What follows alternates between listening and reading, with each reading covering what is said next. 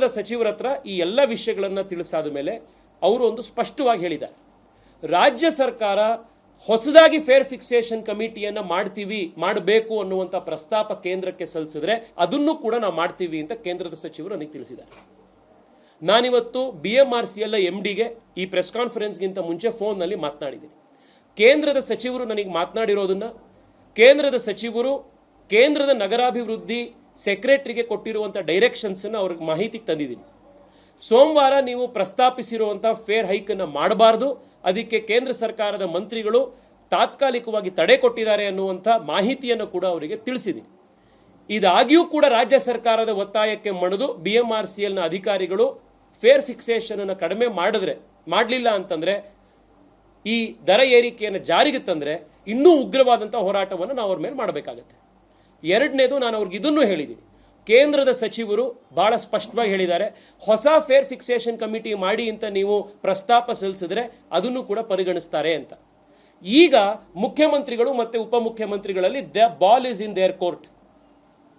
ಇಷ್ಟು ದಿವಸ ನೀವು ಆಟ ಆಡಿದ್ರಿ, ಕೇಂದ್ರ ಸರ್ಕಾರ ಮಾಡ್ತು, ಕೇಂದ್ರ ಸರ್ಕಾರದ ಕತೆ ಇದೆಲ್ಲ. ಅದನ್ನು ಇವತ್ತು ಕೇಂದ್ರ ಸರ್ಕಾರದ ಮಂತ್ರಿಗಳು ತಾತ್ಕಾಲಿಕವಾಗಿ ತಡೆ ಕೊಟ್ಟು ನಮ್ಮ ಮುಖಾಂತರ, ರಾಜ್ಯದ ಸಂಸದರ ಮುಖಾಂತರ ನಿಮಗೆ ಬಹಳ ಕ್ಲಿಯರ್ ಆಗಿ ತಿಳಿಸಿದ್ದಾರೆ, ನಿಮ್ಮ ಡ್ರಾಮಾ ಬಂದ್ ಮಾಡಿ ಹೊಸ ಫೇರ್ ಫಿಕ್ಸೇಷನ್ ಕಮಿಟಿಗೆ ಹಿಂದೆ ಯಾವ ರೀತಿ 4 ಸತಿ ಪತ್ರ ಬರೆದಿದ್ರೋ ಅದೇ ರೀತಿ ಒಂದು ಪತ್ರ ಈ ಸತಿ ಬರೀರಿ, ನಾವು ಮಾಡ್ತೀವಿ ಅಂತ ಹೇಳಿದ್ದಾರೆ. ಈ ಪತ್ರ ಬರೀತಿರೋ ಅಥವಾ ಇದೇ ನಾಟಕ ರಾಜ್ಯದ ಜನರ ಎದುರುಗಡೆ ಮುಂದುವರಿಸ್ತಿರೋ ಅನ್ನೋದು ಮುಖ್ಯಮಂತ್ರಿಗಳಿಗೆ ಉಪಮುಖ್ಯಮಂತ್ರಿಗಳಿಗೆ ಬಿಟ್ಟಿರುವಂಥದ್ದು. ಇಲ್ಲ ಬ್ರದರ್, ಪಾರ್ಲಿಮೆಂಟ್ ನಡೀತಾ ಇದೆ, ಪಾರ್ಲಿಮೆಂಟ್ ಸೆಷನ್. ಬಟ್ ಇದು ಬಹಳ ದೊಡ್ಡ ಒಂದು ಇನ್ವಾಲ್ವ್ಮೆಂಟ್ ಅನ್ನು ಮಾಡಿದ್ದಾರೆ ಅವರು. ಸ್ಟ್ರಿಕ್ಟ್ಲಿ ಸ್ಪೀಕಿಂಗ್, ಈ ಇನ್ವಾಲ್ವ್ಮೆಂಟ್ ಮಾಡಲಿಕ್ಕೆ ಇದು ಪೊಲಿಟಿಕಲ್ ಇಂಟ್ರೆಸ್ಟ್ ಇಂದ, ಅಂದ್ರೆ ಲಾರ್ಜರ್ ಪಬ್ಲಿಕ್ ಇಂಟ್ರೆಸ್ಟ್ ಇಂದಾಗಿ ಇನ್ವಾಲ್ವ್ಮೆಂಟ್ ಮಾಡಿದ್ದಾರೆ, ಜನಕ್ಕೆ ತೊಂದರೆ ಆಗಬಾರ್ದು ಅಂತ.